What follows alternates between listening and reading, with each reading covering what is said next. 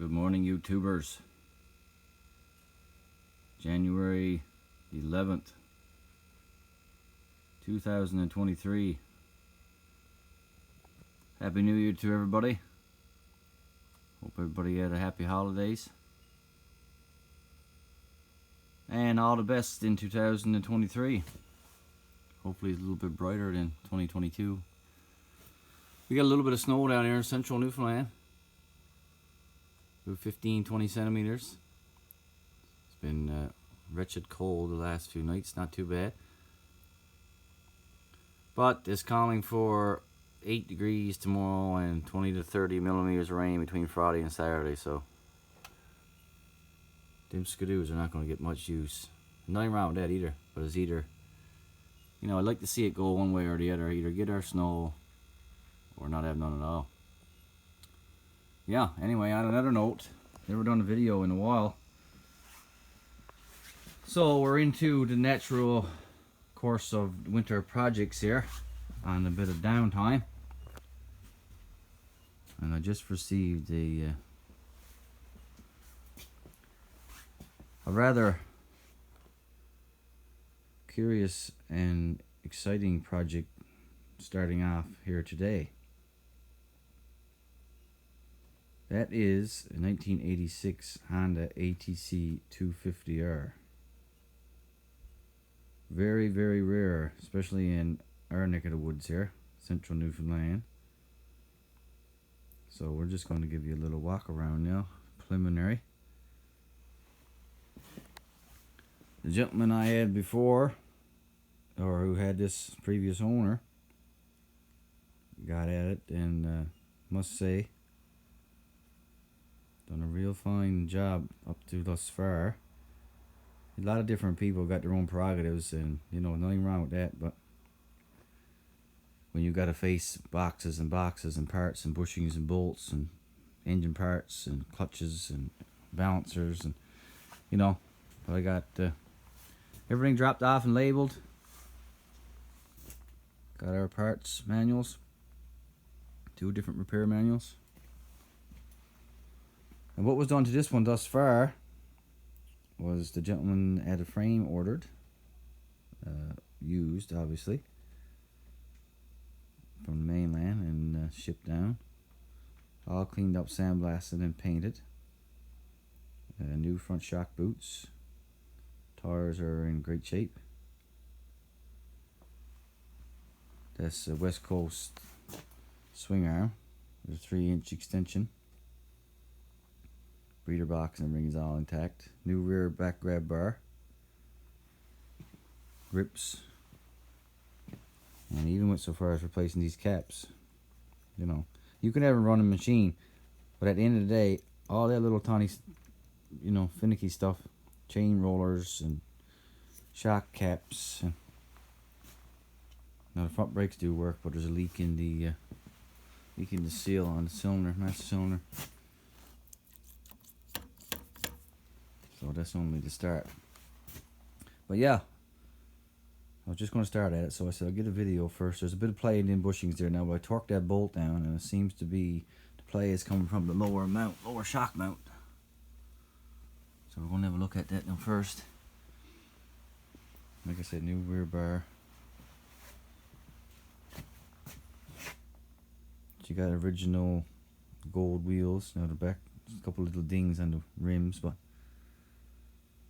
I restored on my previous videos, I restored an 84 ATC, which I had to go, anyway, to even review the videos, but I had to go, everything had to be replaced right down to every bearing, bushing, rubber, hoses, lines, transmissions, I was scrapped, the base was split, everything right from the bottom right to the top.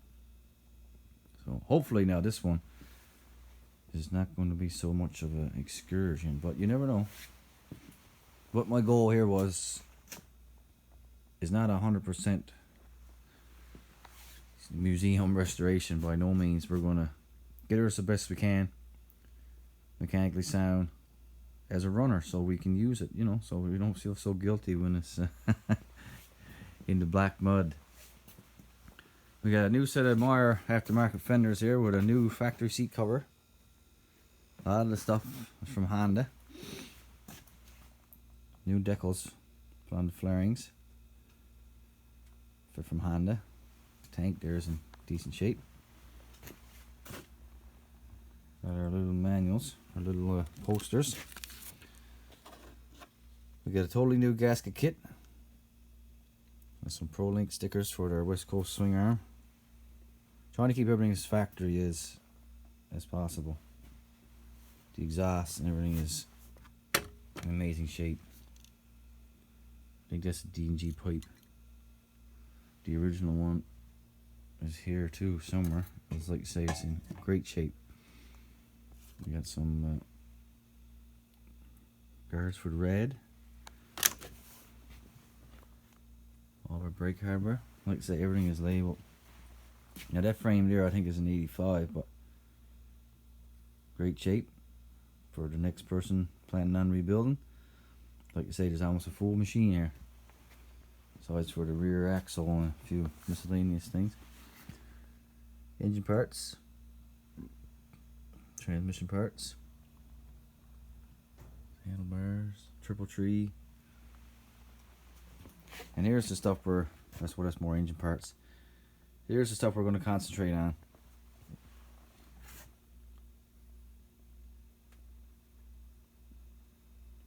For our assembly.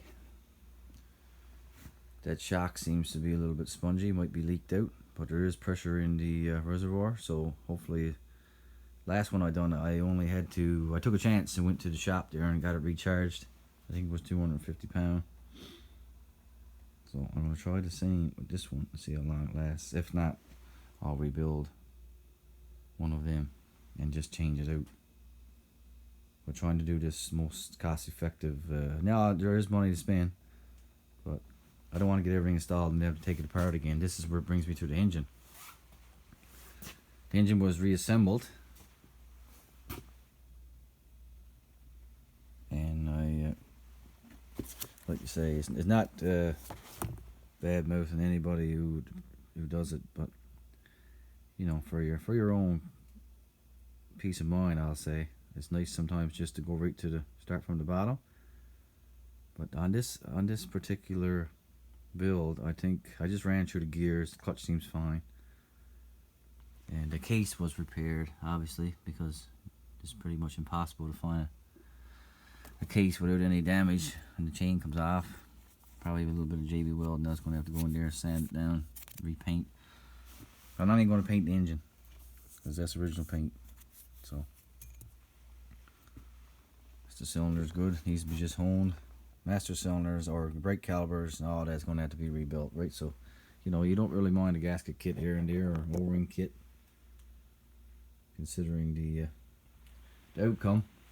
Because I don't know if anybody's familiar with these, but you do indeed need a brake, front and rear. So we're going to get at the rest of the parts here now. All the electrodes, new wiring harness, brand new wiring harness on it. But I gotta get slap at this swing arm first, because I don't know if it's a pet peeve or not. But first thing I would do is come back to another bike and haul up on that. And don't like to have play back there. Dirt bikes are the same. All them swing arm bushings and stuff have just play there. That kind of underlines a good build and a good machine. If you got triple tree bearings, fork bearings, the seals, and everything sound, and a good running engine, well, I think that's 80% of the process.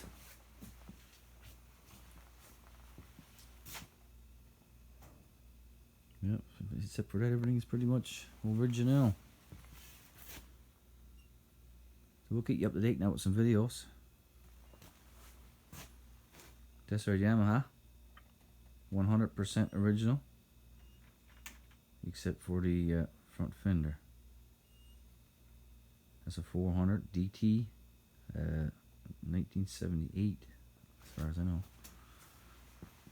All injection still works. Can't remember how many kilometers is on that. 14,904. The engines are bulletproof. Back here now we got our little XL100, pretty much in almost a museum condition. We got an owner's manual with that, bill of sales, original purchase, even the balance test gentleman done when it was bought. Last time it was licensed was 1987. Original exhaust.